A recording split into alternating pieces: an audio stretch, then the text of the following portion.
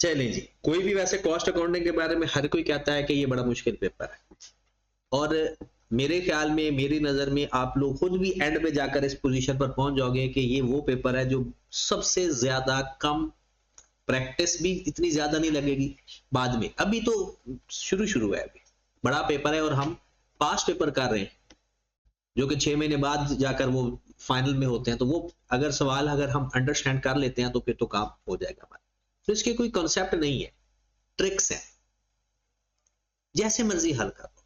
Concept तो छोटे से होते हैं, क्लोजिंग स्टॉक फाइंड करना है, पता है क्लोजिंग स्टॉक का यूनिट हमें चाहिए, हर बंदे का एक अपना तरीका है और सारे तरीके ठीक भी हो सकते हैं। अब इस सवाल के अंदर आपने कोशिश की, और जो लोग ऑनलाइन या बाद में सुनते हैं, लेक्चर सुनते हैं ना, वो भी जो होमवर्क होता है ना, जो आपको क्लास में दिया जाए, अगर वो दिया जाता है ना कि अगला फिर वो उसका सॉल्यूशन देखने से पहले हल करना होता है, तब जाकर फायदा होता है, वरना नहीं होता। अब हमारे पास लिखा हुआ है Sitara enterprises engage in manufacturing various product, data तो आपके पास पहले ही था। अब इस सवाल को दो तरीकों से किया जा सकता है, एक बहुत लेंथी तरीका है जो आपको जल्दी समझ लग सकता है, और एक शॉर्टकट तरीका। आपने पेपर में ये देखना है, देखिए 9 नंबर का ये सवाल है, अगर हम इसको 1.5 से मल्टीप्लाई करते हैं, सॉरी 1.8 से, तो कितना बनता है, तकरीबन 16 से 17 मिनट। इसका मतलब है ये क्वेश्चन हमने 16 मिनट में पेपर में करना है। कभी तो आप लोगों ने कहा ना कि 1 घंटा या 1.5 घंटा हमें सोचने पे लग गया, लेकिन पेपर में कितने टाइम क्या है, और इसका मोस्ट ऑफ द क्वेश्चन जो आपको समझ नहीं लग रहे होते ना, वो क्वेश्चन आपके 5 से 6 मिनट में होने वाले होते हैं। आप कहेंगे सर ये आई कैप को अगर पता है तो वो 16 मिनट क्यों दे रहा है, वो सोचने के लिए 10 मिनट आपने सोचना है, 5 से 6 मिनट में सवाल हल हो जाए। अब इस सवाल में देखिए, आपके पास 6 टाइप के रॉ मटेरियल गिवन थे, ठीक है, ए बी सी डी ई और एफ, केजी और यूनिट्स में दिए थे। ओपनिंग, जब केजी लिखा हुआ ना तो इसका मतलब है ये अब 10,000 रुपए नहीं है, 10,000 केजी। उसने आपको ओपनिंग स्टॉक दे दिया, परचेज दे दिए यूनिट, और क्लोजिंग स्टॉक दे दिया, फिर परचेज और परचेज प्राइस पर यूनिट को मल्टीप्लाई करके उसने परचेजेस की वैल्यू भी दे दी। ओपनिंग स्टॉक दिया हुआ है, परचेजेस और क्लोजिंग स्टॉक दिया हुआ है, राइट। अब वो हमसे कहता है, कुछ एडिशनल इंफॉर्मेशन दे देता है कि आप FIFO मेथड इस्तेमाल कर रहे हो, एक पॉलिसी बता दी, परपेचुअल इन्वेंटरी सिस्टम है। अब एक से ज्यादा स्टॉक है, आप सोचोगे इस परपेचुअल कार्ड बनेगा, वो कार्ड तब बनता होता है जब एक ही तरह का स्टॉक खरीदो फरोख्त हो रही होती है, ये तो ढेर सारे स्टॉक है। फिर उसके बाद कहता है जो मेरे पास ओपनिंग स्टॉक है ना, उसकी वैल्यू है 10.5 मिलियन, और जो क्लोजिंग स्टॉक की वैल्यू है वो है 15.7 मिलियन। अब जरा क्वेश्चन का ट्रिक देखें, ओपनिंग स्टॉक के यूनिट अलग अलग बताए हुए हैं, क्लोजिंग स्टॉक के यूनिट भी अलग अलग बताए हुए, परचेजेस के यूनिट भी बताए हुए हैं, परचेजेस की वैल्यू भी बताई हुई है अलग अलग, बल्कि ओपनिंग स्टॉक की टोटल वैल्यू बता दी, क्लोजिंग स्टॉक की टोटल वैल्यू बता दी, डन। अब हमें वो ना डिस्ट्रैक्ट कर रहे हैं कि कहीं ये फंसे सवाल के अंदर, ये 9 नंबर में सवाल में 50 मिनट लगाए। अब जो बंदा इस चक्कर में पड़ जाएगा कि ओपनिंग स्टॉक की वैल्यू फाइंड करने बैठ जाएगा, तो सवाल तो उसका भी हो जाएगा। जब उसने टोटल दे दिया ना, तो कोशिश करो इन टोटल में हल कर दो। अगर आपके पास दो ऑप्शन है, अलग अलग हल करना और इन टोटल, कभी हम इन टोटल हल करेंगे, कभी हम अलग अलग हल करेंगे, कभी हम हर मटेरियल लेबर ओवरहेड को अलग अलग डील करेंगे। तो ये बात कंफर्म समझिए कि पेपर आएगा इन्हीं जैसा सवाल। अब इसके बाद वो कहता है एनी एडजस्टमेंट, ये इंपॉर्टेंट बात थी, any adjustment in the value of NRV, excess या shortage accounted for directly to the SPL. इसका मतलब है एनआरवी की डेफिनेशन, जो आप एनआरवी एंट्री पास करोगे, अब cost of sale to inventory नहीं करोगे, एसपीएल टू इन्वेंट्री करोगे। क्या कहता है, एनआरवी का लॉस, कोई शॉर्टेज का लॉस, कोई एक्सेस, कुछ भी है, वो आपने किसको चार्ज करना है, ये कॉन्सेप्ट नहीं है, ये अवेयरनेस होती है। ये क्लास में आपने कैसे कॉन्शियस होकर सवाल पढ़ना है, ये वो बात है। वैसे नॉर्मल तो एनआरवी की एंट्री होती है cost of sale to inventory जी, लेकिन उसने क्या कहा है खुद कह दिया, अब हमने उसको in view of prevailing inflation the supplier of raw material had increased the prices 25% at the start of quarter 1 June 23। कहता है ये आपके पास जो ऊपर वाला डाटा है ये क्वार्टर है, कहता है इस क्वार्टर के शुरू में कीमत 25% बढ़ गई है। अब जरा वापस आओ, इसका मतलब भला क्या है, जरा ये वो क्या बातें करनी है प्रैक्टिकली लिखना चाह छोड़ दो। आपके पास ये जो 66,000 यूनिट खरीदने हैं ये इस क्वार्टर में खरीदने हैं और वो एक यूनिट कितने का है 100 रुपए का। ये जो 9,000 यूनिट पड़ा हुआ है ये 66,000 में से पड़ा होगा या पिछला पड़ा होगा? अभी FIFO के हिसाब से 66,000 में से, क्योंकि फर्स्ट इन तो फर्स्ट आउट होता है। FIFO में हमारे पास लेटेस्ट परचेज वाला पड़ा होता है, मतलब ये 9,000 एट द रेट ऑफ 100 रुपए है, 9,000 एट द रेट ऑफ 100 रुपए है और ये 25% ज्यादा कीमत है। इसका मतलब है ये जो ओपनिंग स्टॉक पड़ा हुआ है इसकी कीमत भी हम फाइंड कर सकते हैं, given over given multiplied by. अगर आपसे ये, वैसे मैं ना सवाल को एक्सप्लोर कर रहा हूं, सवाल करवा नहीं रहा, अब चाहो तो ओपनिंग स्टॉक की सबकी वैल्यू फाइंड कर सकते हो। ये 25% ऐड होके वैल्यू आई हुई है, हर वैल्यू को 125 पे डिवाइड करते जाओ, 100 से मल्टीप्लाई करते जाओ, इस ओपनिंग स्टॉक जो पिछले क्वार्टर का खरीदा हुआ है उसकी कीमत आपको पता चल जाएगी। अब जरा ध्यान से सुनिएगा, ओपनिंग स्टॉक्स की वैल्यू हर की अलग अलग आ सकती है। अब परचेज की वैल्यू सब की गिवन है, क्लोजिंग स्टॉक को किस रेट से मल्टीप्लाई करेंगे? क्लोजिंग से, इसी रेट से। ओपनिंग स्टॉक की सबकी अलग अलग वैल्यू फाइंड कर सकते हैं, आज परचेज गिवन है, क्लोजिंग भी सारी सबकी अलग अलग वैल्यू फाइंड कर सकते हैं, और अगर चाहे तो सबकी कॉस्ट ऑफ सेल भी फाइंड कर सकते हैं। Opening stock plus purchases minus अलग अलग। एक मेथड ये था कि हम सबका क्लोजिंग स्टॉक अलग देख लें, सबकी कॉस्ट ऑफ सेल अलग लिख लें, ए की, बी की, सी की, डी की, ई की, और उसको सही करते जाए, जो गलत है उसको सही कर। एक तरीका जो आईकैप ने भी किया जो सबसे अच्छा और शॉर्ट है कि टोटल फॉर्म में हल कर लें, क्योंकि उसने कहा क्लोजिंग स्टॉक फाइंड करो, तो हम टोटल फाइंड कर लेते। आगे चलते हैं, सवाल नेक्स्ट आ गया। अभी ये भी इंफॉर्मेशन थी, ये भी इंफॉर्मेशन थी, ये भी इंफॉर्मेशन थी, ये भी इंफॉर्मेशन थी, अभी सवाल शुरू ही नहीं हुआ। ऊपर डाटा गिवन था और अभी इंफॉर्मेशन गिवन है। सवाल सिर्फ ये है, पांचवा पॉइंट और छठा पॉइंट कहता है the issuance of raw material A has erroneously been recorded using LIFO method instead of. कहता हमने जो ए के मटेरियल के इशू किए हैं ना स्टॉक, वो करना था फर्स्ट इन फर्स्ट आउट, उसने कर दिया लास्ट इन फर्स्ट आउट। उसने क्या करना था? फर्स्ट इन फर्स्ट आउट, उसने क्या कर दिया? Last in first out. अब जरा ध्यान से इसको देखते हैं, इसका मतलब है हमारा जो क्लोजिंग स्टॉक है ए का वो गलत है जी। अगर आप सिर्फ ए को ठीक करना चाहते हो तो वो भी हो सकता है आप, और अगर आप इन टोटल ठीक करना चाहते हो तो वो भी हो सकता है, दोनों काम करेंगे। दूसरी बात कहते हैं बी मटेरियल के 2000 केजी इशू किए थे, गलती से सी के इशू शो कर दिए। मतलब आपने मटेरियल बना रहे हो, आपके पास इन्वेंट्री पड़ी हुई है, आपने इन्वेंट्री इशू का मतलब है सेल टाइप, आपने बी को कम करना था, आपने सी को कम कर दिया। अब क्या करेंगे? जिसको कम करना था वो कम कर देंगे, और जिसको कम कर दिया गलती से वापस ऐड बैक कर देंगे उस स्टॉक के। अलग अलग स्टॉक को भी कर सकते हो, इकट्ठा भी कर सकते हो। तीसरे नंबर पर कहता है फिजिकली काउंट पता चला कि 800 का तो मटेरियल है ही नहीं, तो माइनस कर देंगे अगर नहीं पड़ा हुआ।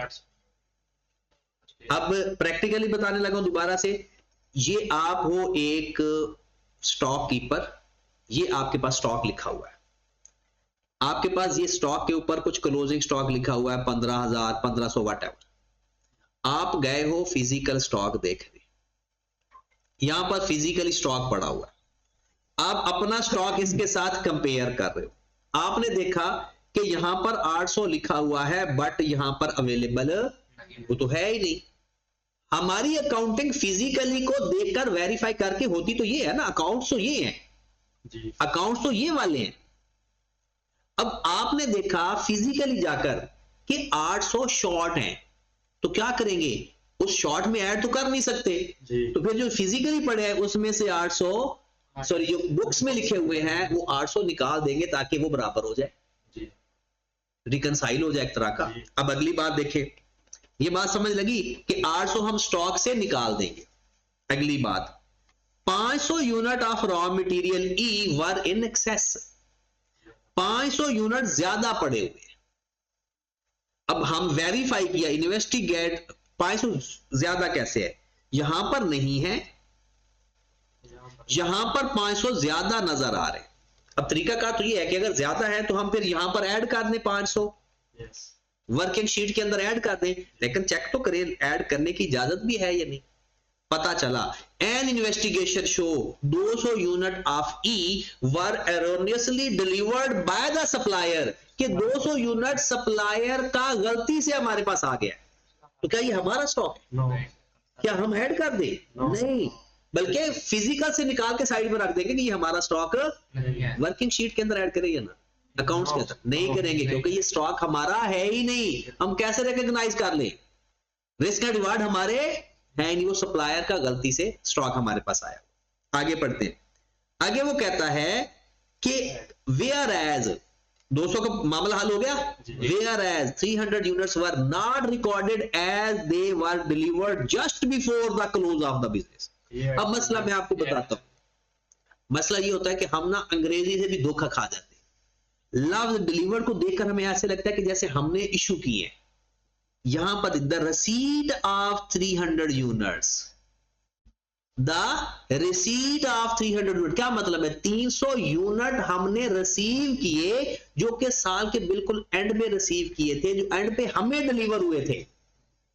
लेकिन बिजनेस का वो तो हमने, इसका मतलब है 300 फिजिकली पड़े हुए हैं, लेकिन हमने वो क्योंकि एंड पे मिले तो वो अकाउंटेंट चला गया होगा, लिखना भूल गया तो रिकॉर्ड नहीं किए, तो वो 300 ज्यादा नजर, 200 गलती से ज्यादा हुए वो नजर आ रहे हैं और 300 हमने नहीं लिखे हुए। तो क्या करेंगे, इस शीट में मजीद 300 फिजिकली पड़े हुए हैं तो हमारे ही हैं, आ भी चुके हैं तो ऐड कर देते। अब देखिए वापस चलते हैं, इसको तो मैं दोबारा एक्सप्लेन करूंगा पहले पॉइंट को, लाइफ ऑफ फाइफो को। ये पता चल गया, 2020 से निकाल के सी में ऐड कर दूंगा, 800 माइनस कर दूंगा, 200 को कुछ नहीं करूंगा, 300 ऐड कर दूंगा। सवाल तो हो चुका है, यही तो सवाल है, सवाल तो इतना ही है, बाकी तो इंफॉर्मेशन थी। आगे लास्ट बात रह गई, 400 यूनिट रॉ मटेरियल एफ वर डैमेज्ड, कल इस बात की डिस्कशन भी की थी। कहता they can be repaired at a cost of 3000। कहता जो डैमेज है या तो उसको 3000 पे रिपेयर करवा लो, या फिर उसको एज इट इज 8000 का भेज दो। As is where is basis का मतलब होता है जैसे जिस हालत में पड़ा हुआ है वैसा। हम इसके लिए 2 एनआरवी फाइंड कर लेते हैं या 2 लॉस कंपेयर कर लेते हैं। 2 एनआरवी में से तो हायर ले लेते हैं और लॉस हो तो लोअर ले लेते हैं, वो एनआरवी लॉस आ जाता है। 2 तरीके हैं, जैसा जो मर्जी आपको दिल करे। क्या करेंगे, देखिए सवाल आपने पढ़ा हुआ, फिर भी मैं दिखा देता हूं कि जो आपके पास है ना डी है, एफ की बात हो रही है ना, एफ जो है ना वो आपके पास 12000 यूनिट पड़े हुए हैं और वो एक कितने का है, 30 रुपए। अब यहां पर जाएं तो आपके 400 यूनिट की कॉस्ट कितनी है, 12,000 उसकी कॉस्ट है। ठीक है, अगर हम इसको बगैर किसी के बेचते हैं तो कितने का बिकेगा, 8,000। और अगर हम उसको रिपेयर करके बेचते हैं, क्योंकि उसकी सेल वैल्यू नहीं बताई हुई, तो मैं अज्यूम कर रहा हूं कि कुछ बताया नहीं कि वही वैल्यू अज्यूम कर रहा हूं, तो 9,000। कैसे, 12,000 माइनस 3,000 रिपेयर, तो इसमें से हायर ले लेते हैं। कॉस्ट कितनी है, 12,000। एनआरवी कितनी है, 9,000। हम लोअर लेंगे तो एनआरवी लॉस कितना आ जाएगा, 3,000। एक तरीका। दूसरा तरीका, आपको 12,000 में से 8,000 माइनस कर दो तो 4,000 का नुकसान हो रहा है। अगर आप चाहो कि एज इट इज बेच दो, 12,000 वाली चीज कितने की बेच रहे हो, 8,000 की, कितना नुकसान बेयर कर रहे हो, 4,000 का। या तो ऐसे कर लो, या 3000 रिपेयर करवा के नुकसान बचा लो। 3000 का रिपेयर करवा के नुकसान बचा लो। 4000 का नुकसान करवा लो या 3000 का रिपेयर करवा लो, तो क्या करोगे? 3000 का रिपेयर करवा लेंगे। और ये एनआरवी लॉस होता है एज इट इज। ये क्या होता है? एनआरवी, या 4000 का एनआरवी लॉस होगा या 3000 का एनआरवी लॉस होगा। तो लॉस है तो हम लोअर वाला बेयर करेंगे, ठीक होगी बात। तो 3000 का हम एनआरवी लॉस, उसकी वही पुरानी एंट्री पास होगी। सवाल कंप्लीट हो गया। अब determine the value of closing inventory of raw material and cost of raw material, मतलब cost of sale type, after adjustment of the above values. अब एक तरीका जो आई कैप ने किया हुआ है वो तो चुटकियों में होने वाला, फिर बाकी सारा भी एक्सप्लोर करते हैं सवाल पे, क्योंकि ये सवाल नहीं कर रहे हम तो इन्वेंट्री वैल्यूएशन सीख रहे हैं। तो सबसे पहले बिस्मिल्लाह करते हैं। उसने क्या कहा है? क्लोजिंग स्टॉक ठीक करके दे दो और कॉस्ट ऑफ सेल ठीक करके दे दो। तो जो गिवन है पहले वो लिख लो। आपको क्लोजिंग स्टॉक तो गिवन है 15.7 मिलियन, ओपनिंग स्टॉक की वैल्यू गिवन है, क्लोजिंग स्टॉक की वैल्यू गिवन है, और टोटल परचेजेस भी गिवन है। Opening stock plus purchase minus closing stock, आगे कॉस्ट ऑफ सेल या cost of raw material consumed. ठीक है, तो सवाल जब शुरू करेंगे पेपर में तो यहां पर लिखेंगे कंपनी का नाम, एडजस्टेड स्टॉक वैल्यूएशन या एडजस्टमेंट ऑफ स्टॉक वैल्यूएशन, और डेट भी लिख देंगे। डेट क्या है क्वार्टर की? 31 दिसंबर या अगस्त है? 31 अगस्त 2020 जो भी है। यहां पर हम लिख देंगे गिवन या before adjustment, stock before adjustment,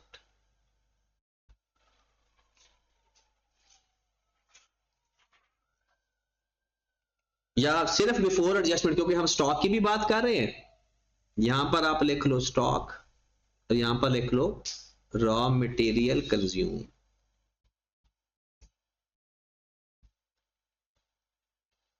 rupees and 1000 कर लो, क्योंकि ज्यादा जीरो से बच जाएंगे हम।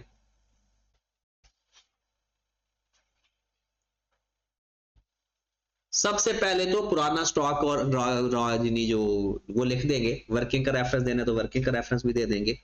हाँ जी, सबसे पहले आपके पास जो क्लोजिंग है वो 15.7 मिलियन, मतलब 15,700, 15,700। कॉस्ट ऑफ सेल का फार्मूला क्या होता है सानिया? कॉस्ट ऑफ सेल या रॉ मटेरियल कंज्यूम का, opening stock plus purchase minus, उसने कहा दोनों को ठीक करो, तो पहले ले लें। ओपनिंग कितना है? 10,250, 10,250। खरीदा कितना? 54,250, 54,250। और क्लोजिंग कितना पड़ा हुआ है? 15,700। माइनस कर दो तो हमारे पास आ गया रॉ मटेरियल कंज्यूम, 48800। सवाल हमारा शुरू हो गया। सिर्फ पहला पॉइंट सिखाना है मैंने, बाकी आप लोगों को खुद को भी आ जाता। तो सबसे पहले पहली गलती वो कहता है रॉ मटेरियल जो ए है ना, वो आपने इशू किया है लाइफो से, करना था फाइफो से, बस। ओके, हम किसको ठीक करने जा रहे हैं? क्लोजिंग स्टॉक को। अब लिखना छोड़ो जरा। फाइफो कहता है कि आपके पास जो स्टॉक पड़ा हुआ है वो लास्ट परचेज प्राइस वाला है, शुरू वाला नहीं है, क्योंकि वो तो आउट हो चुका है, फर्स्ट इन फर्स्ट आउट। ये जो 9,000 है ये इस प्राइस, लेटेस्ट प्राइसेस वाला होगा। ये कौन कहता है? फाइफो। और लाइफो क्या कहता है? पहले सिलेबस में होता था, अब नहीं है। लाइफो कहता है लास्ट इन फर्स्ट आउट, मतलब जो बाद में खरीदे है ना वो आउट है, जो पहले वाला है ना वो पड़ा होगा। अब जरा सुनिएगा, ये जो लाइफ फाइफो कहता है कि जो करंट परचेज प्राइस है ना, आपने स्टॉक को उस पे वैल्यू करना है। मतलब 100 रुपए करंट प्राइस चल रही है और वो जो पुरानी प्राइस थी वो तो 80 रुपए थी, तो given over given multiply by required, आज की प्राइस 100 रुपए है। अगर इस चेंज से पहले पुरानी प्राइस क्या थी? 80 रुपए। मतलब 100 डिवाइडेड बाय 125 मल्टीप्लाइड बाय 80 कितना? 80। मतलब स्टॉक हमारा यूनिट 9000 ही पड़े हुए हैं, स्टॉक वही होगा। फाइफो कहता है इसको करंट प्राइस पे फर्स्ट इन वाले फर्स्ट आउट है, और लाइफो क्या कहता है? Last in first out. वो कहता है पुराने पड़े हुए हैं आपके पास जो अभी पड़े हुए हैं, और फाइफो कहता है नए पड़े हुए हैं, मौजूदा पड़े हुए हैं। इसका मतलब है उसने लाइफो से रिकॉर्ड किया है, इसका मतलब है उसने 80 रुपए के साथ मल्टीप्लाई करके लिखा हुआ स्टॉक। करना कितने से था? 100 से करना था, बस खत्म हो गया। उसने कम वैल्यू किया हुआ या ज्यादा वैल्यू किया हुआ? ज्यादा कम किया हुआ। उसने 80 रुपए से मल्टीप्लाई करके लिखा हुआ है। करना किस पे था? 100 रुपए से। तो 20 रुपए से मजीद मल्टीप्लाई करके ऐड कर देते। नहीं समझ लगी? देखिए ये 9000 यूनिट मेरे पास पड़ा है, फाइफो कहता है लास्ट प्राइस पे करो, लाइफो कहता है पिछली प्राइस पे करो। करना था फाइफो पे 100 से मल्टीप्लाई करके लिखना था, कर दिया 80 से मल्टीप्लाई कर। तो जितना स्टॉक काम किया हुआ है उसको स्टॉक के अंदर ऐड करेंगे, स्टॉक बढ़ेगा, कॉस्ट ऑफ सेल कम होगी, क्योंकि कॉस्ट ऑफ सेल और स्टॉक का इनवर्स रिलेशन होता है, क्योंकि स्टॉक में से माइनस होता है ना, कॉस्ट ऑफ सेल में से क्लोजिंग स्टॉक माइनस हो रहा होता है। ये तो बात पता है ना।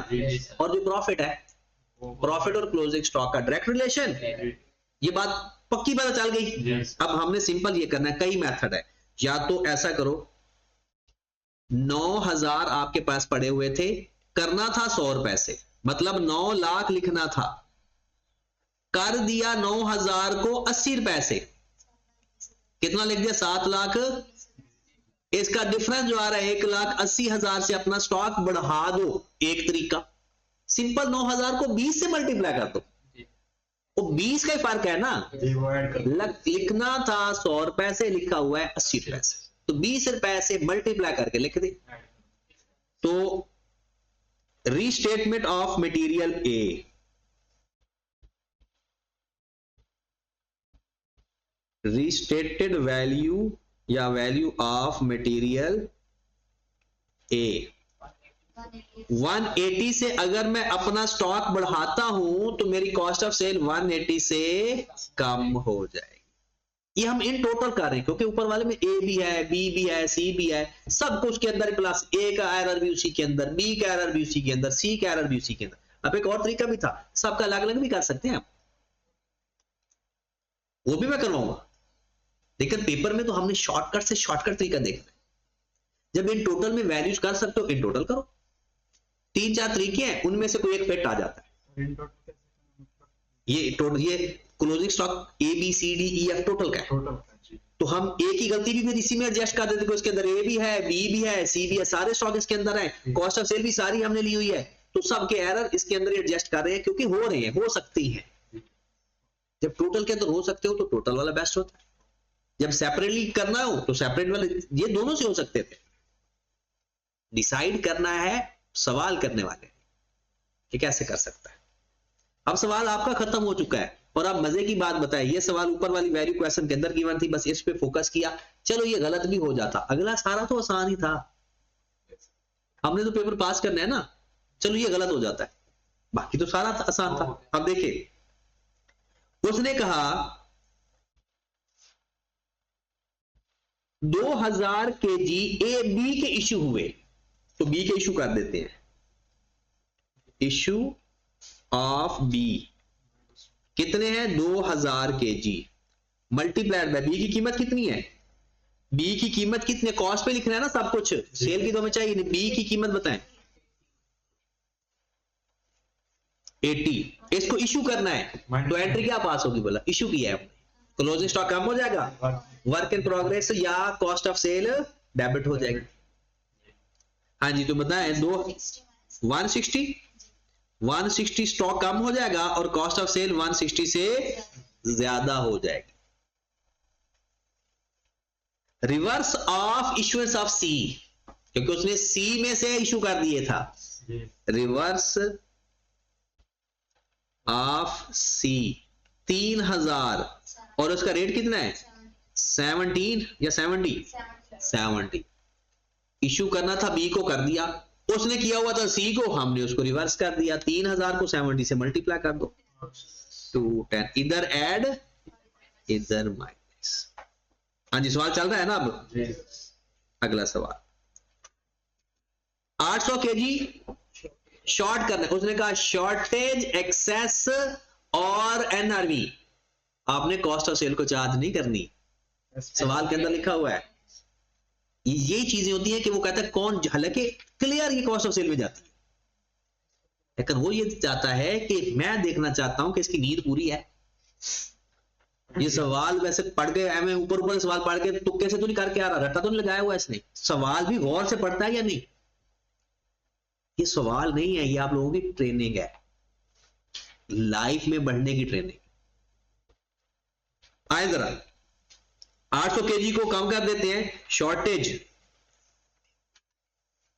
800 मल्टीप्लाइड बाय रेट कितना डी का 80 50, तो मल्टीप्लाई करो जरा 12, 800 मल्टीप्लाई बाय 50 40, ये माइनस कर देंगे बट कॉस्ट ऑफ सेल को नहीं छेड़ेंगे। बहुत सारे लोग ये सर पकड़ के बैठ जाते हैं कि ये आईकैप कर क्या रहा है, आईकैप ने ऊपर लिख दिया है कॉस्ट ऑफ सेल में नहीं लिखना, हालांकि शॉर्टेज की तो एंट्री यही होती है परपेचुअल में, cost of sale to inventory. उसके बाद एक्सेस, वो जो 300 एक्सेस है वो ऐड करेंगे या माइनस करेंगे? 200 तो सप्लायर के थे, 300 ऐड करेंगे क्योंकि फिजिकली पड़े हुए हैं, हमारे अकाउंट्स में नजर नहीं आ रहे थे, तो 300 ऐड कर देंगे। 300 मल्टीप्लाइड बाय कौन सा मटेरियल था वो, किस रेट वाला है 40 वाला, 12,000 ऐड करेंगे और इसका भी कॉस्ट ऑफ सेल पर कुछ शो नहीं करेंगे क्योंकि उसने मना किया, वरना इसकी एंट्री होती stock debit cost of sale credit. Last आ गया एनआरवी, एनआरवी लॉस हमने अभी फाइंड कर तो लिया 3000, एनआरवी लॉस दोनों तरह से हमने फाइंड किया 3000 ही आया है, और एनआरवी लॉस की असल डेफिनेशन होती है एंट्री होती है cost of sale to inventory, लेकिन कॉस्ट ऑफ सेल नहीं लिखना, इन्वेंट्री लिखना। 3 सवाल आपका कंप्लीट, कॉस्ट ऑफ सेल भी ठीक हो गई और इन्वेंट्री भी ठीक हो गई। अब यहां से आपने एक मोटी सारी मोटिवेशन लेनी है कि सवाल बहुत आसान होता है, एट लीस्ट इतना आसान होता है कि पासिंग मार्क्स आ जाए। 9 नंबर में इसके चलो मैं कह देता हूं 2 नंबर थे, 7 नंबर तो फिर भी आपके, इसका पेपर फेल नहीं होता। समझ लगे पता नहीं था शुरू कहां से कैसे, ये तो इब्तिदाई इश्क है। आपको मैंने पहले क्या कहा था, आपने कभी सोल्यूशन नहीं देखना, आपको रास्ते मिलना शुरू हो जाए। और मजे की बात है इसमें कोई फॉर्मेट है ही नहीं, करो जरा 15899 और 48570। अब मैं आपको दूसरे तरीके वाली साइड पे जाता हूं। अब हर स्टॉक भी अलग अलग ठीक कर सकते हैं, ए को अलग, बी को अलग, सी को अलग, बाद में उसको ठीक कर दे। जिसकी कॉस्ट ऑफ सेल ठीक होगी उसको नहीं छेड़ेंगे जी। उसका तरीकाकार क्या था, ये सवाल का बेस्ट और आसान और छोटा और शॉर्टकट तरीका है, और कॉस्ट अकाउंटिंग में हमने शॉर्टकट ढूंढनी है। मैंने आपको पहले भी कहा था कॉस्ट अकाउंटिंग आपको कैलकुलेशन सिखाएगी। उसका तरीका दूसरा कार क्या था, दूसरा तरीका कार ये था कि हम ए को अलग ले लेते, बी को अलग, सी को सबको अलग ले लेते, ओपनिंग स्टॉक की वैल्यू फाइंड कर लेते, वो तो यूनिट गिवन है ना जी। ओपनिंग स्टॉक की वैल्यू कैसे फाइंड होती, सारे रेट को 125 पे डिवाइड करके 100 से मल्टीप्लाई करके थे, फिर वो रेट आ जाता, ओपनिंग स्टॉक के यूनिट्स को रेट से मल्टीप्लाई कर देते तो ओपनिंग स्टॉक की वैल्यू आ जाती। अज्यूम करते हैं, अज्यूम कर रहा हूं ये 300 आ गया, ये 200 आ गया, ये 100 आ गया, ऐसे कैसे आया, रेट गिवन है 125 पे डिवाइड करके 100 से मल्टीप्लाई करेंगे तो पिछले क्वार्टर के रेट आ जाएंगे। ओपनिंग स्टॉक तो पिछला क्वार्टर है जी। उनके केजी यूनिट से मल्टीप्लाई करके ओपनिंग स्टॉक की वैल्यू आ जाती। परचेज सबकी गिवन है वो लिख देते। अब क्लोजिंग स्टॉक, इंटरेस्टिंग बात, उसने जो किया हुआ है हमने सही लिखना है। अब अब क्लोजिंग स्टॉक को किस पे वैल्यू करके लिखेंगे? फाइफो मेथड से लास्ट परचेज।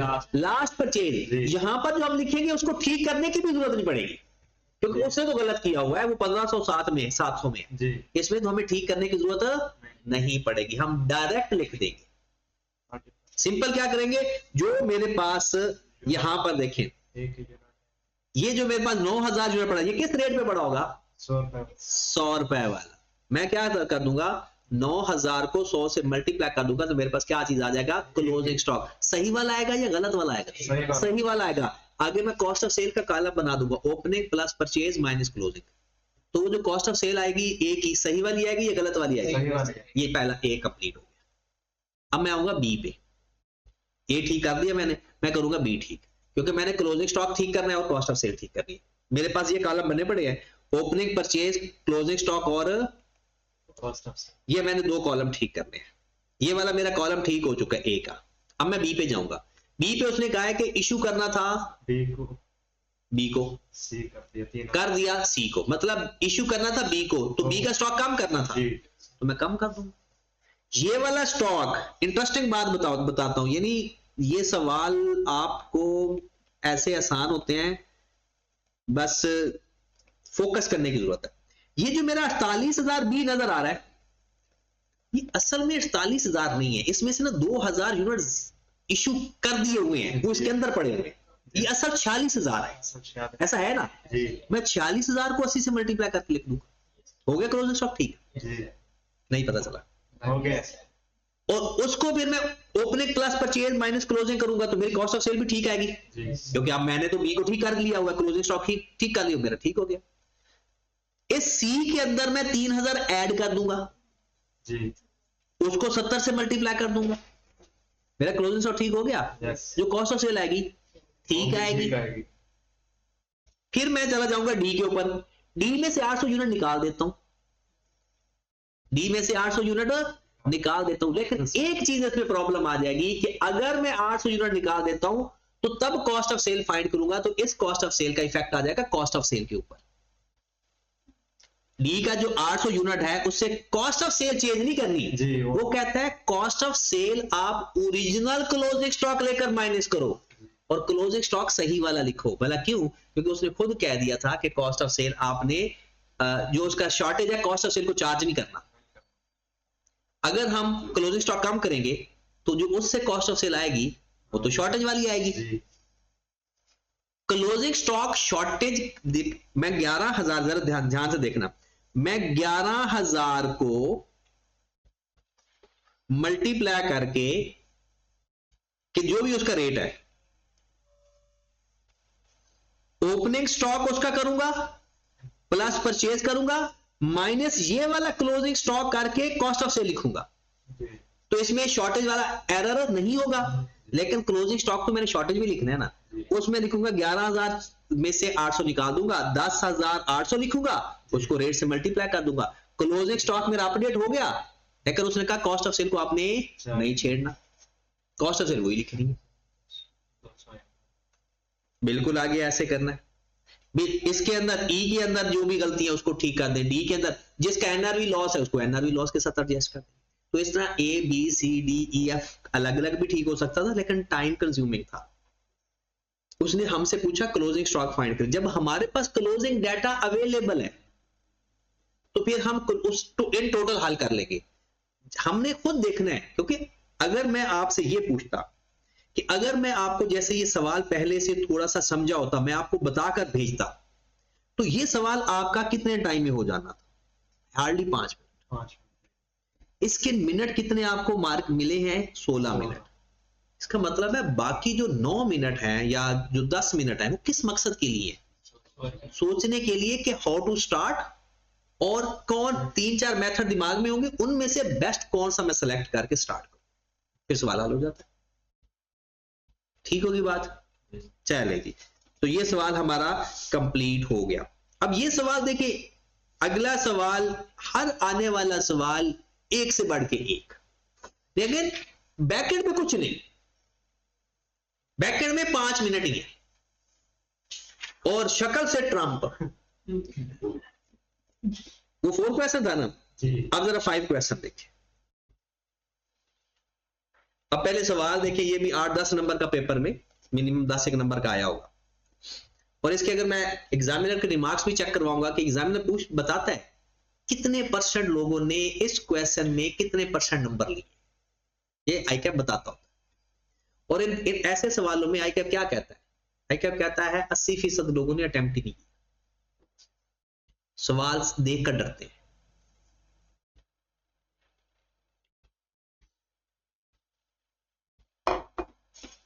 सवाल की लुक देखें, Shadman enterprise A B the following figure have been extracted from the draft SPL. Sale उसने दे दी 48,000। हमने ये देख रहे नहीं कि पेपर में सवाल हल कैसे करना है, हमारे लिए ये सारी पहेलियां ही हैं। 48,000 यूनिट सेल किए हैं आपने, कितने में सेल किए हैं? अगर कोई आपसे इसकी सेल प्राइस पर यूनिट पूछे तो बता सकते हो, दोनों को डिवाइड कर देंगे। और आपको याद होगा कि हमने भी यही फॉर्मेट पढ़ा है कि अगर यूनिट गिवन हो तो यूनिट और मैन्युफैक्चरिंग अकाउंट के अंदर अगर यूनिट गिवन होंगे और मैन्युफैक्चरिंग अकाउंट हमसे पूछा जाएगा तो हम यूनिट का भी कॉलम बनाएंगे जी। ठीक होगी बात। अब ओपनिंग रॉ मटेरियल कितना आपके पास पड़ा हुआ है? 5,000 यूनिट है, 4 लाख। ओपनिंग स्टॉक का रेट भी आ सकता है आपके पास जी। ओपनिंग स्टॉक की वैल्यू भी आपके पास है, परचेज भी गिवन है, रॉ मटेरियल क्लोजिंग आ गया। और ये चीज हमारे पास क्या आ गई? Raw material consume. क्या आ गया? Raw material consume. उसके बाद लेबर है 11 लाख 12 लाख। फिर उसके बाद फैक्ट्री ओवरहेड है 13 लाख 20,000 14 लाख 40,000। आपके पास आ गई मैन्युफैक्चरिंग कॉस्ट। क्या चीज आ गई? मैन्युफैक्चरिंग कॉस्ट और परचेज सेम चीज होती है। मैन्युफैक्चरिंग कॉस्ट होती है मैन्युफैक्चरर के लिए और परचेज होती है रिटेलर के लिए। मतलब इसने चीज बनाई है ना तो उसको एक यूनिट कितने का पड़ा? ये एक यूनिट तो नहीं है, 4620,000 टोटल मैन्युफैक्चरिंग कॉस्ट आई है।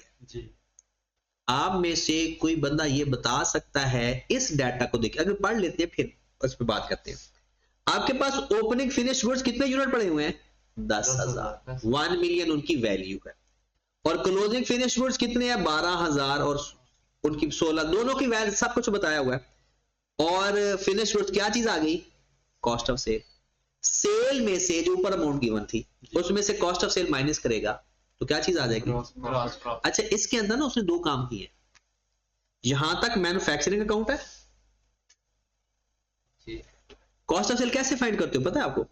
Cost of sale opening stock finish goods की plus manufacturing cost minus closing stock. ये पड़ा हुआ है। ये मैन्युफैक्चरिंग कॉस्ट प्लस ये माइनस ये तो कॉस्ट ऑफ सेल आ गई। उसने उसके साथ ही आपको कॉस्ट ऑफ सेल भी फाइंड करके दे दिया। सवाल यहां तक ओके है? ये तो सवाल है। रॉ मटेरियल, अब सोचना नहीं है कभी भी, परेशान जो मर्जी वो लिखता रहे, सवाल के अंदर पॉइंट 3-4 ही पूछेगा आपसे, ऐसे ही रांझा की कहानी सुनाता रहे। पहले इतना डाटा दे के आगे चलते हैं। Raw material Y is used for product A. कहता जो रॉ मटेरियल एक वाई है, कोई नाम है मटेरियल का, वो ए में इस्तेमाल होता है और जो जी है वो बी में इस्तेमाल होता है। मेथड कौन सा है? 5-4। Both the products are produced in the same premises and total factory overhead are allocated between them on the basis of direct labor cost। क्या कहता है? एक ही बिल्डिंग के अंदर दोनों प्रोडक्ट बन रही है, एक ही बिल्डिंग के अंदर जो ओवरहेड आ रहे हैं ना उसको वो कैसे एलोकेट कर रहा है? On the basis of direct labour cost. ये खुद बताता है वो किसके ऊपर बेस करना है। मैं वैसे अज्यूम करता हूं अगर मेरे पास ये कॉन्सेप्ट भी साथ साथ सवाल भी साथ साथ, कभी जिंदगी में ऐसा आ जाए कि आपके पास भाई फैक्ट्री ओवरहेड है 20,000, ठीक है, और डायरेक्ट लेबर कॉस्ट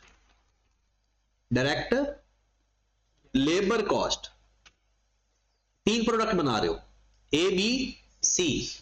कहता है ए के ऊपर जो आपकी टोटल लेबर कॉस्ट आई हुई है ना वो आई हुई है 10,000 ए के ऊपर, बी के ऊपर आई हुई है जनाब 30,000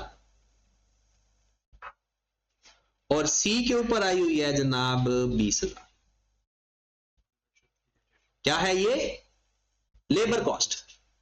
ये लेबर आवर्स भी हो सकते हैं, ये कुछ भी कह सकता है। वो कहता है ये जो फैक्ट्री ओवरहेड मेरे 20,000 है ना, ये तीनों के ऊपर है जी। मुझे अलग अलग करके बताएं on the basis of direct labour cost. वो किसी पर भी बेस करवा सकता है। हमने एलोकेट किसको करना है? 20,000। 20,000 तो 20,000 divided by total sum of ratio multiplied by related.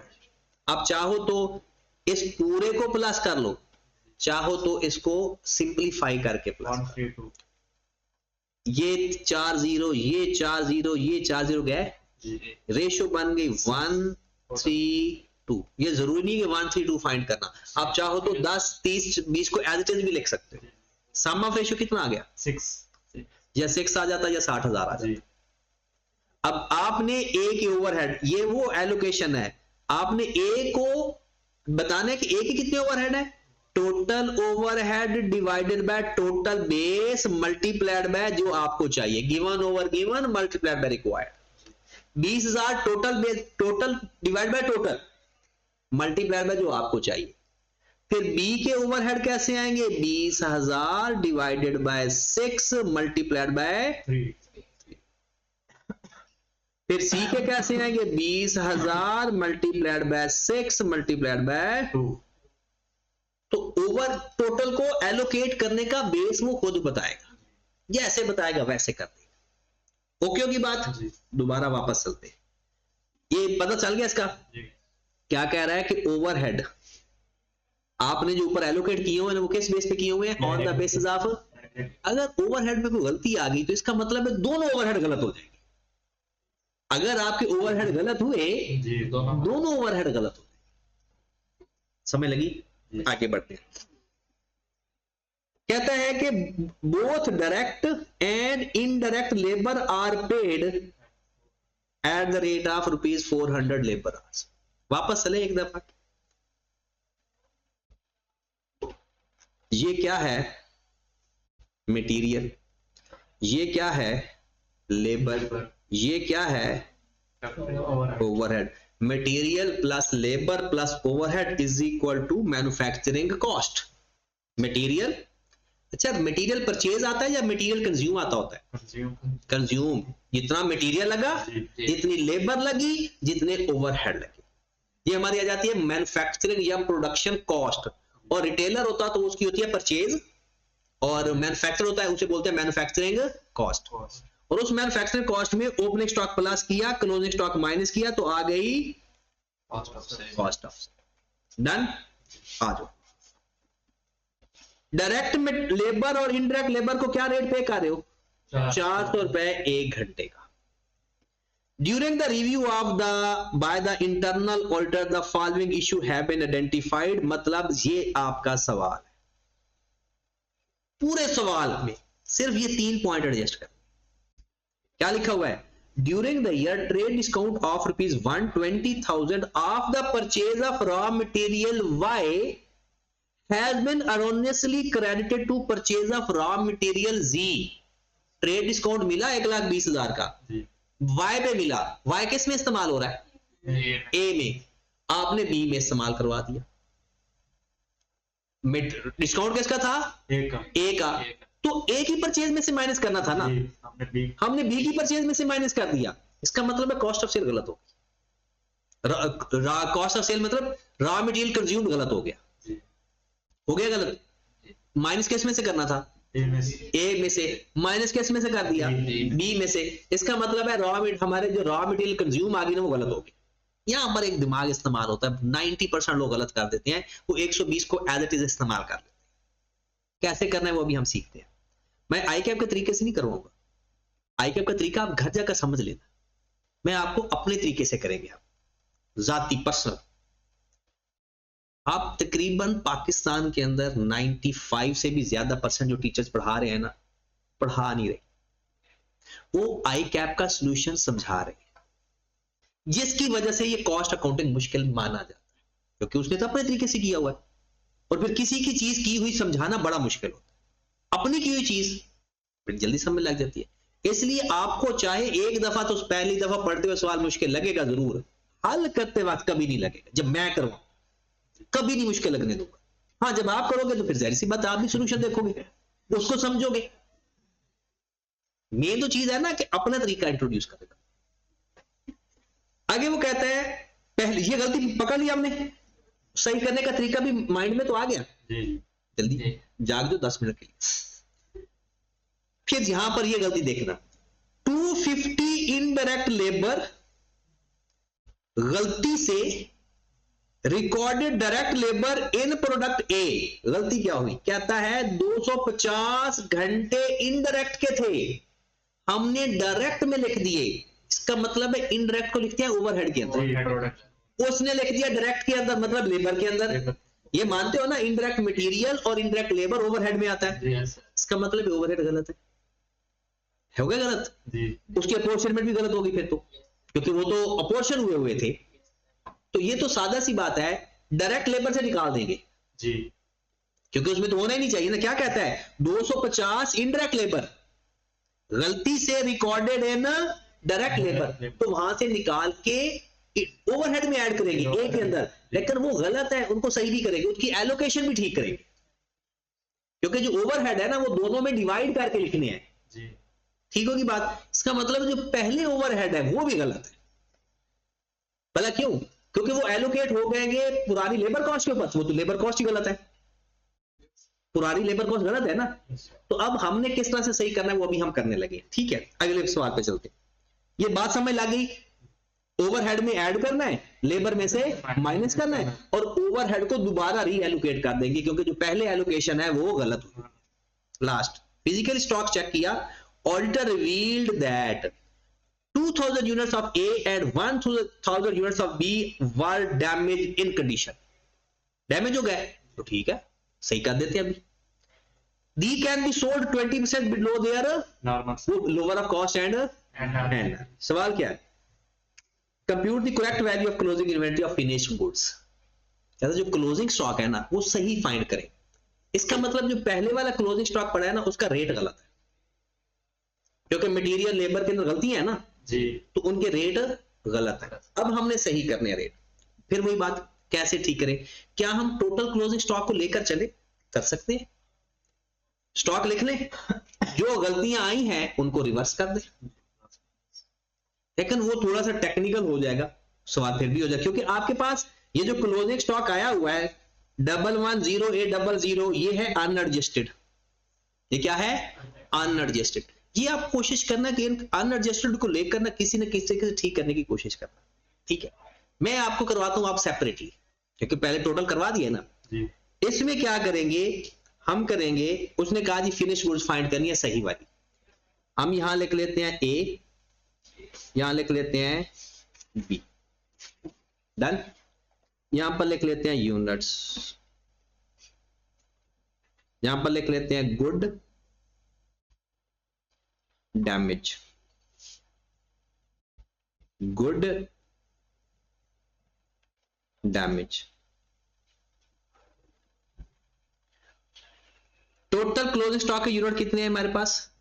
12,000। यही है ना closing stock, 12,000।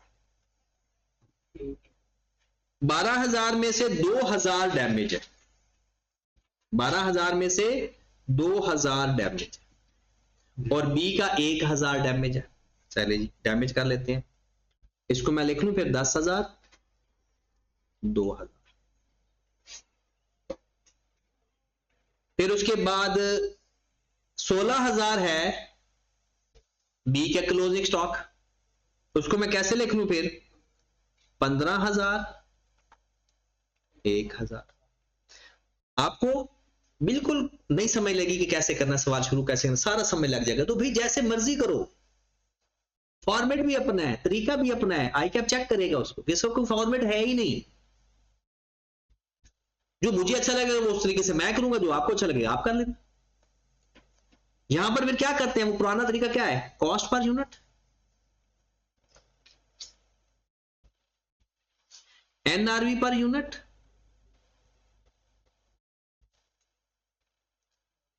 Closing stock, lower of cost and NRV.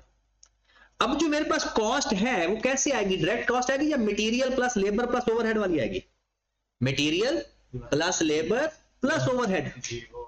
Manufacturing cost तक, कॉस्ट ऑफ सेल नहीं, मैन्युफैक्चरिंग कॉस्ट तक, वही होती है cost of production.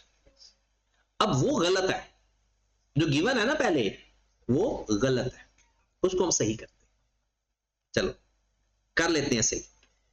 In total भी ले सकते हो, पर यूनिट भी ले सकते हो, ये आपकी अपनी मर्जी है। पहले तो मुझे सिर्फ यहां से इतना बता दो, ये आपके पास डाटा पड़ा हुआ है, जो नजर आ रहा है ना डाटा, सिर्फ आपने मुझे ये बताना है कि आपने टोटल यूनिट प्रोड्यूस कितने की हैं इस डाटा को देखकर। यूनिट प्रोड्यूस,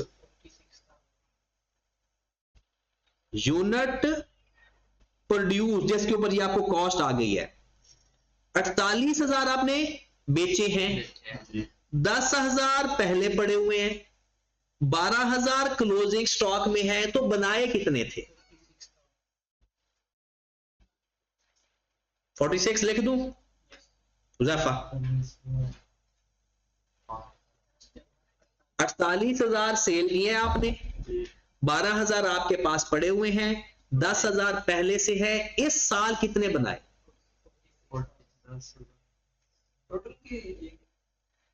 एक, सिर्फ एक सानिया दोबारा 48,000 बेचे हैं, ये सेल यूनिट, 10,000 पहले से पड़े हुए हैं और 12,000 आपके पास क्लोजिंग स्टॉक में, 46 50,000 चीकू। फार्मूला लिख लिया करो, अपने ऊपर नहीं, अपने दिमाग के ऊपर यकीन नहीं तो opening plus manufacture minus closing is equal to sold, और यही होते हैं ना। ओपनिंग कितने पड़े हुए हैं? 10,000, बनाए कितने हैं नहीं पता, क्लोजिंग कितने पड़े हुए हैं 12,000, और सेल कितने की है 48,000। अब 48,000 में 12,000 प्लस करेंगे और 10,000 माइनस करेंगे, इक्वेशन है ना ये जी। तो हमने एक्स फाइंड करना है जी। तो दूसरी दोनों सीट इधर लेकर आएंगे, प्लस कर देंगे, ठीक है। अब जरा दूसरा तरीकाकार क्या सुन लो, 48,000 मैंने बेचे हैं और 12,000 मेरे पास पड़े भी हुए हैं, तो मेरे पास टोटल कितने थे? 60,000। सोचे जरा जी, कॉमन सेंस भी इंप्रूव कर ले।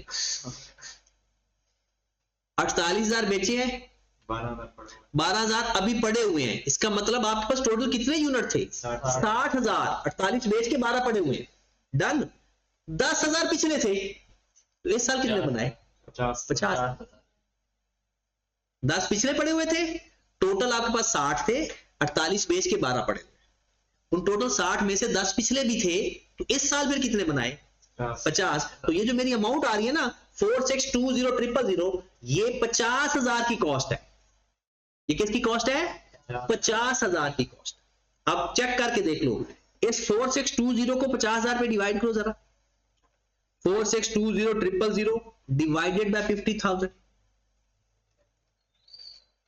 क्या रेट आ रहा है एक यूनिट का? 92.4। एज इट इज लिखना रहने दे, ये कॉस्ट आ रहा है। अब मुझे बताओ हमारा क्लोजिंग स्टॉक इस रेट पे पड़ा होगा या पुराने रेट पे पड़ा होगा? फाइफो मेथड है, इसी रेट पे पड़ा होगा। 12,000 को इससे मल्टीप्लाई करें, आ गया वो उसका क्लोजिंग स्टॉक नजर आ रहा है, 110 8800, ठीक है ना। क्लोजिंग स्टॉक तो करंट रेट पे पड़ा होता है ना, तो करंट रेट हमारा कितना है मैन्युफैक्चरिंग कॉस्ट का? 92 लेकिन ये तो गलत है ना। अब हम करते हैं अपना सवाल, ये तो आपको सारा एक्सप्लेनेशन थी। सवाल करते हैं कि हमने ये देखना है कि ये जो हमारी मैन्युफैक्चरिंग कॉस्ट है, पहले इसको कर लेते हैं ठीक, उसको कर देंगे 50,000 पर डिवाइड, तो हमारी मैन्युफैक्चरिंग कॉस्ट आ जाएगी सही वाली। अब सवाल करने लगा मैं यहां पर वर्किंग, अब ये आपने देखना है, उसके ऊपर भी पहले हल हो सकता है। एक तरीका ये चीज गलत है, 27,000 भी गलत है, ये दोनों गलत है। असल में जो ट्रेड डिस्काउंट मिला था वो ए को मिला था जी, तो माइनस करना था इसमें से, उसने किस में से माइनस किया हुआ है? बी में से, ठीक है। अब क्या करेंगे? ए में माइनस कर देंगे, बी में ऐड कर देंगे, और हमारी कॉस्ट ऑफ इसको ठीक कर लेंगे। आप एक बात जरा पहले तो जागो ना, दिमाग जगाओ, आंखें तो खुली नजर आ रही है मुझे, दिमाग खुला होना चाहिए। देखें मुझे ये एक बात बताएं, ये जो मेरा 10,000 क्लोजिंग रॉ मटेरियल पड़ा हुआ है 9 लाख वाला, ये किस रेट वाला होगा? ये 30,000 वाला यानी इस 27,000 वाले में से पड़ा होगा या ऊपर वाले 5,000 में से पड़ा होगा? क्लोजिंग स्टॉक जो खरीदा उसी में से बचा पड़ा होगा। लाइफ होता तो ऊपर वाला पड़ा होता है, फाइव हो तो नीचे वाला पड़ा होता है। इसका मतलब ये 9,000 भी गलत है, क्योंकि इस जब आपने इसमें से लिखा होगा इस ये तो गलत था और इसमें से वैल्यू नीचे निकाल कर लिखी होगी तो वो भी गलत होगी। फिर थोड़ा और एक्सप्लेन करता हूं। 27 लाख को जरा 30,000 पे डिवाइड करो। 27 लाख डिवाइड बाय 30,000 90। उसने इस 90 को मल्टीप्लाई किया 10,000 से और लिख दिया 9 लाख, लेकिन 90 तो है ही गलत, ये रेट है ही नहीं। इसका मतलब है नीचे क्लोजिंग स्टॉक भी गलत है, परचेज भी गलत है, क्योंकि परचेज में से ही क्लोजिंग स्टॉक लिखा जाता है। क्लोजिंग स्टॉक क्या होता है? जो खरीदा उसमें से जो बच गया जी। तो हमने सिर्फ, क्योंकि पेपर में क्या होता है जो स्टूडेंट गलतियां करते हैं, यही तो गलती होती है। वो जो अच्छे बच्चे होते हैं वो परचेज को तो ठीक कर लेंगे, लेकिन क्लोजिंग स्टॉक को ठीक करना भूल जाएंगे। तो हमारी कॉस्ट ऑफ सेल में फर्क आता है दोनों की वजह से। तो हमारी जो कॉस्ट ऑफ सेल हमने सही अब करने लगे हैं ना, एक इसके कई तरीके हैं, ये मैं आपको वो सबसे सादा तरीका बता रहा हूं। हमारी परचेज गलत है, ये तो बात मानने की है ना जी। अगर हमारी परचेज गलत है तो फिर हमारा क्लोजिंग स्टॉक भी तो उसी में से आया है, वो भी गलत हो गया। इन दोनों को ठीक कर देते हैं और हमारी कॉस्ट ऑफ सेल ठीक हो जाएगी। तो पहले यहां पर ये वर्किंग करने लगा मैं, वर्किंग तो साफ सुथरी करनी है वर्किंग, क्योंकि वर्किंग आपका सवाल होता है। A B opening raw material, opening raw material में कोई गलती नहीं है, वो लिख दो एज इट इज। 4 लाख और 5 लाख, 4 लाख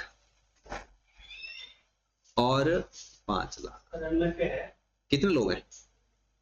2 बच्चों को किराया चला रहा था, वो एक साल में डाटा भी 12 मिनट। अच्छा, एक साल में डाटा ऑडिट का, और वो दोनों उधर ही हैं, ऑडिट वाले ही हैं, एमएफए वाले। तो ऑडिट उन्हें पढ़ने दे, या कोई और बच्चा भी है तो फिर उन्हें ऑडिट पढ़ने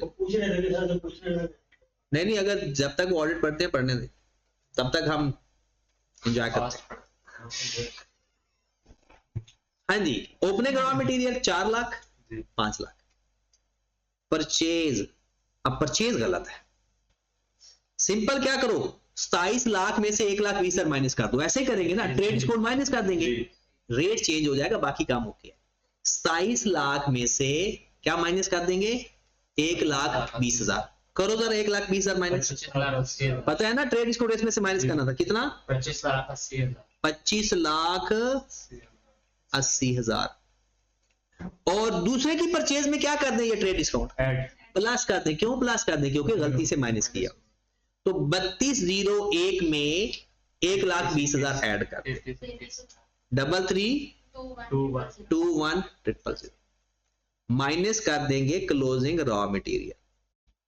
अब क्लोजिंग रॉ मटेरियल जरा ध्यान से देखना है, ये मेरा जो 2580 है ना, ये कितने यूनिट्स का वैल्यू है? 30,000। और ये कितने यूनिट्स की है? हम वर्किंग कर रहे हैं ना, तो फिर इस तरह के थोड़े चक्कर चुक्कर दे सकते हैं ऐसे। यूनिट्स कितने यूनिट्स हैं उसके? 40,000। बी के 40,000 यूनिट है और ए के इस 30,000 में से 9, इसका कितना? 10,000 यूनिट इसके बच्चे पड़े हैं क्लोजिंग स्टॉक के, और इसके बच्चे पड़े हैं 7,000। ठीक होगी बात? तो हम क्या करें, 25,080 को given over given multiplied by required कर लो। 2580 30,000 की कीमत है, डिवाइड बाय 30 मल्टीप्लाइड बाय 10, या 2580 को 30 पे डिवाइड करेंगे, पर यूनिट रेट आ जाएगा, उसको 10,000 से मल्टीप्लाई कर देंगे तो रेट टोटल वैल्यू आ जाएगी 86,000। नहीं, इसकी वैल्यू कितनी आ रही है? 2580,000 डिवाइड बाय 30,000, 8 लाख, मतलब 86 आ रही थी पर यूनिट जी। क्लोजिंग स्टॉक माइनस कर देंगे, इसका भी पर यूनिट निकालो बड़ा, 3321 डिवाइड बाय 40,000, जो आंसर आ रहा है उसको मल्टीप्लाई करो 7,000 से। 581175 ये जो आपके पास चीज आई है इसे ये हो गया रॉ मटेरियल कंज्यूम, सही वाला। दो चीजें ठीक ही हैं बस, और ये बनती भी थी। आप डायरेक्ट रॉ मटेरियल कंजम्पशन भी ठीक कर सकते हो, डायरेक्ट। ये सबसे आसान तरीका है क्योंकि समझ आने वाला है। उसमें आप डायरेक्ट, जैसी बात है क्लोजिंग स्टॉक हमारा वो गलत वैल्यू की हुई है ना, तो उस वैल्यू को सही भी कर सकते हैं। तो बताएं कितनी अमाउंट आ गई पहले वाली 21200000 और दूसरे की 3239825। ये मेरे पास आ गया मटेरियल कंज्यूम, मटेरियल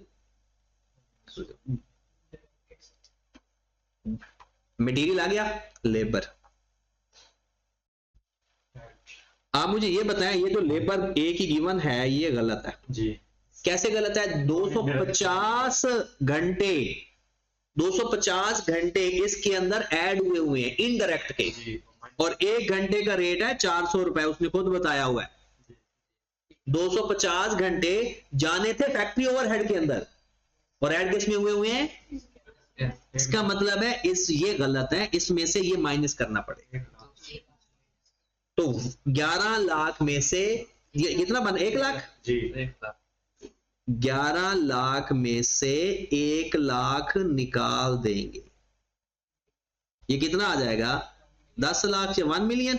क्या बी में भी कोई गलती थी? बी तो ठीक है, 12 लाख।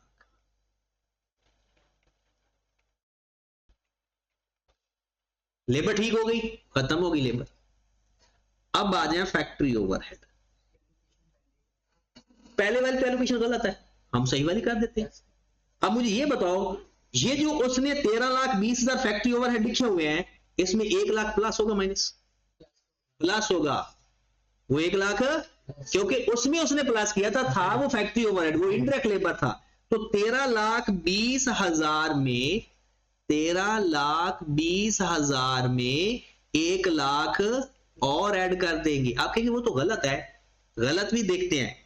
फिर आप इसमें 14,40,000 भी ऐड कर दें, 14 लाख, या आप ऐसा कर लें 1 लाख, पहले 14,40,000 लिखे, 14 लाख, ये पुराने हैं ना, ये पुराने टोटल ओवरहेड कितने हैं जो एलोकेट हो चुके थे? 13,20 प्लस 15 तो नहीं है, 2,76,000,000। ये तो गलत है ना, ये तो मैंने पुराने ऐसे लिख दिए। 1 लाख का डिफरेंस है, जो लिखना था इनडायरेक्ट में लिख दिया डायरेक्ट में। तो डायरेक्ट से निकाल के इनडायरेक्ट में ऐड कर देंगे। आप कहेंगे सर उस ए में क्यों नहीं किया? वो ए में इसलिए नहीं किया क्योंकि ओवरहेड तो इकट्ठे ही है। उसने कहा ना कंबाइन ओवरहेड है, तो पहले उसने 27,60,000 को एलोकेट किया हुआ है, वो गलत है। हमने 1 लाख इसके अंदर ऐड कर देते। कितने हो गए ओवरहेड टोटल? 2860, इसको एलोकेट कर देते।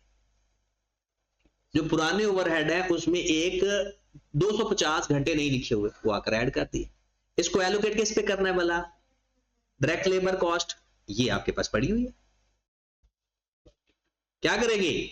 28,60,000 को इसके टोटल पे डिवाइड कर देंगे और रिक्वायर्ड से मल्टीप्लाई कर देंगे। चाहे अलग अलग रेशो निकाल लो, चाहे इकट्ठा कर लो, आपकी मर्जी। तो 28,60,000 डिवाइडेड बाय, अगर वो करना है ना वो कैंसलेशन वाला, तो इसकी रेशो कितनी आएगी? 5 जीरो से 5 जीरो कैंसिल हो रही है, 10:12 आ रहा है। तो 22 पे डिवाइड करके 10 से मल्टीप्लाई कर ले, फिर 22 पे डिवाइड करके 12 से मल्टीप्लाई कर। ये हमारे पास क्या आ जाएगा? Factory overhead. तो बताएं कितना आ रहा है? पहला कितना आ रहा है? 13 लाख पूरा, और दूसरे का कितना आ रहा है? 1560। लॉजिक, मटेरियल भी हो गया सही, लेबर भी ठीक हो गई, ओवरहेड भी ठीक हो गया। हमारी आ गई मैन्युफैक्चरिंग कॉस्ट। सही वाली या गलत वाली? सही। Manufacturing cost. इन तीनों को प्लस कर दो जरा, 2120 प्लस 1000 प्लस 1300 510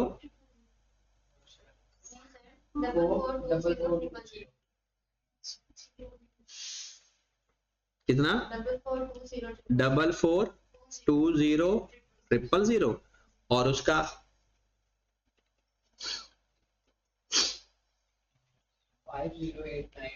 5089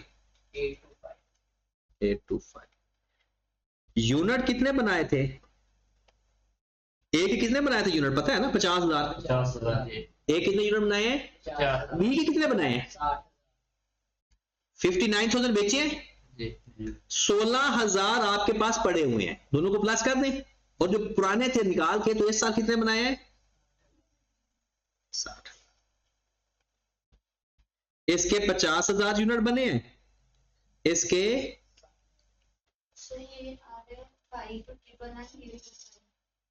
5 चेक कर ले बाकी कोई, क्योंकि 3,239,825 प्लस 12 लाख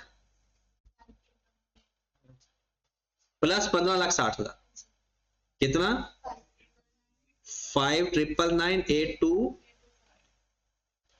ये यूनिट का पता चल गया ना, ये बनाए हैं और इतनी कॉस्ट लगी है, तो पर यूनिट कॉस्ट आ गई हमारे पास पर यूनिट। हाँ जी, इसको 50,000 पे डिवाइड कर देते, इसकी पर यूनिट कॉस्ट आ जाएगी, उसको 60,000 पे डिवाइड कर देंगे, उसकी पर यूनिट कॉस्ट आ गई। पहले कितनी आ रही है?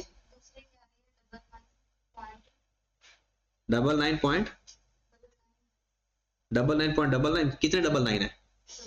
बस एग्जैक्ट है ना ये 99.99 और इसके